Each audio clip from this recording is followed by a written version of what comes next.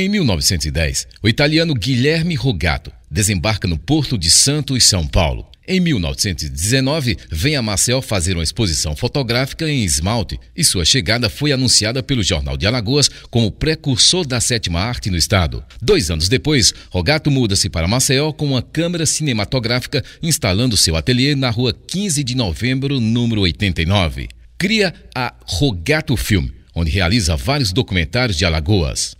Rogato faleceu no anonimato em 9 de setembro de 1966. Depois da morte de Rogato, o cinema alagoano atinge sua fase moderna. Várias empresas cinematográficas como Alagoas Film, Gáudio Filme, Caeté Filmes do Brasil, entre outros, ousaram utilizar seus equipamentos influenciados pelo cinema novo. Seu ápice deu-se nos festivais de cinema brasileiro de Penedo em 75. O evento tinha como objetivo colher, incentivar e exibir produções iniciais de superoitismo por amadores alagoanos. Entre 75 a 82, Penedo sediou 8 edições. A primeira foi realizada em janeiro de 75. Cada participante poderia concorrer com até 2 filmes, com máximo de 30 minutos. O filme tinha espaço garantido na mostra, na condição de que viessem acompanhados do certificado de censura.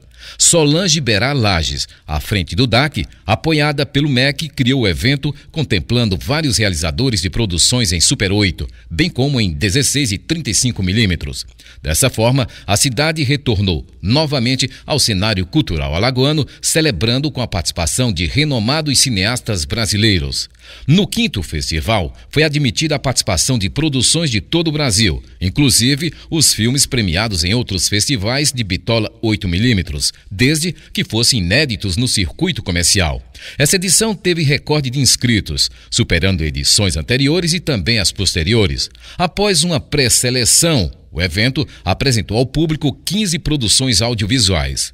A comissão julgadora, composta por 8 a 12 membros, ao final do julgamento anunciava as obras premiadas que seriam exibidas novamente no último dia do festival.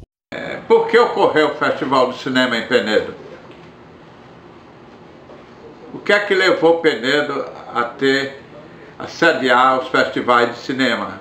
Qual a importância que isso teve para a comunidade? Como a comunidade participou disso? A quem interessava trazer para aqui o Festival do Cinema? Em 1975 já foi o ano em que eu terminava o meu mandato de diretora do Departamento de Assuntos Culturais da Secretaria de Educação e Cultura. Então, eu resolvi fazer esse festival, que eu acho que foi a chave que encerrou as minhas atividades. Na época, o diretor de Assuntos Culturais do Ministério da Educação e Cultura era o alagoano Manuel Diegues Júnior. Então, ele recebeu e com muita satisfação o nosso projeto, aprovou e concedeu os recursos necessários para a execução do projeto em Alagoas.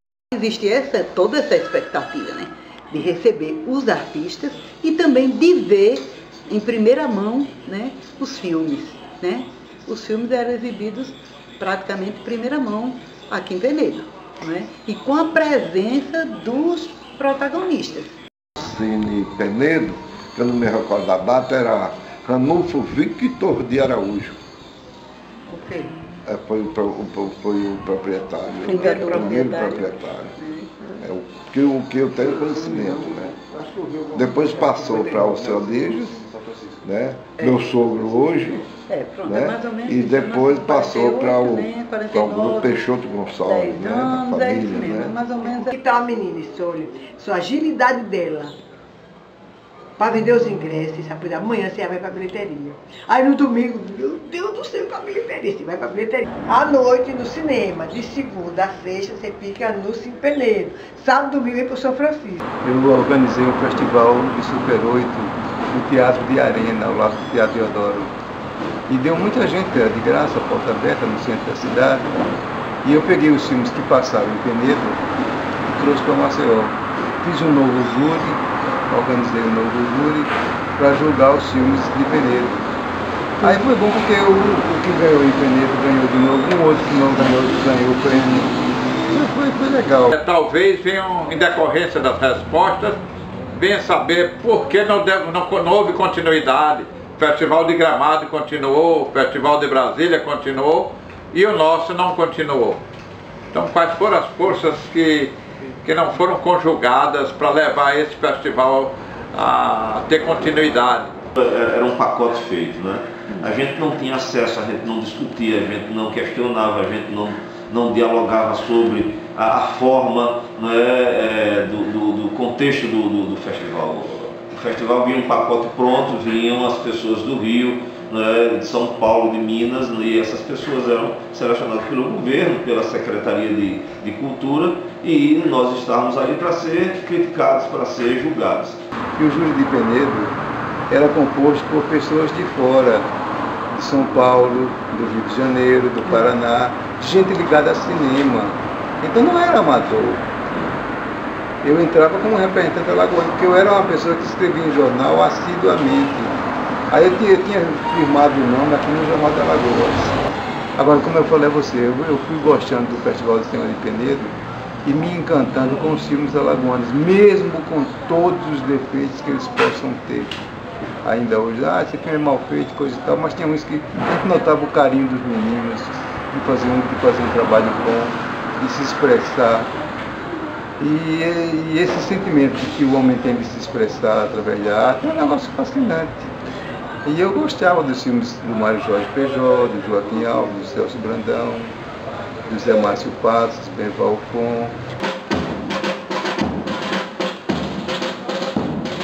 Nem nunca fui chamado para prestar depoimento, apesar de participar de atividade cultural, de escrever em jornal de diretório, que eu escrevi em jornal de diretório central dos estudantes do ICE, mas nunca fui chamado.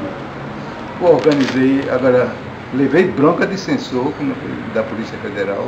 A censura se veio sim porque eu datilografei o texto que eles exigiam que a gente datilografasse e entregasse 3 cópias de cada, com a sinopse de cada filme.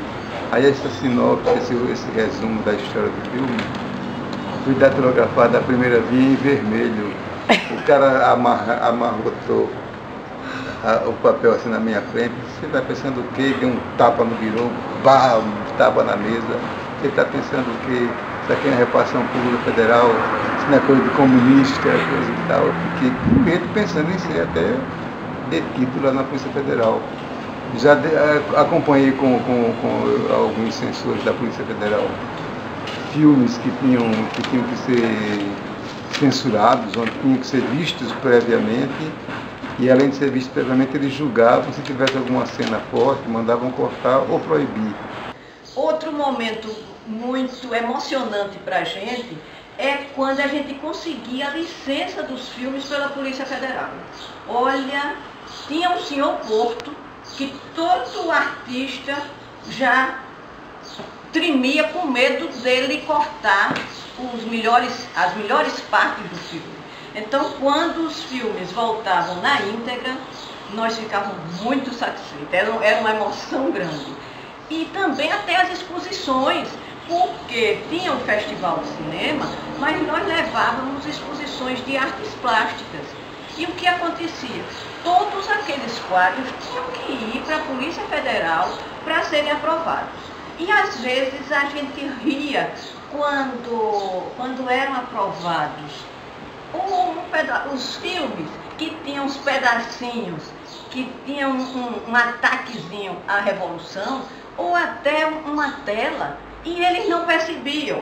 Aí a gente soltava foguetes, era uma grande vitória, quando a gente conseguia ludibriá-los.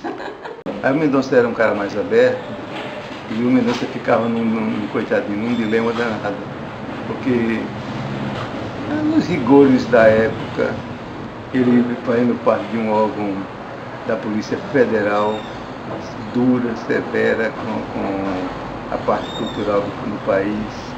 E ele a gente ficava assim, Mendonça, esse filme não tem nada, coisa e tal.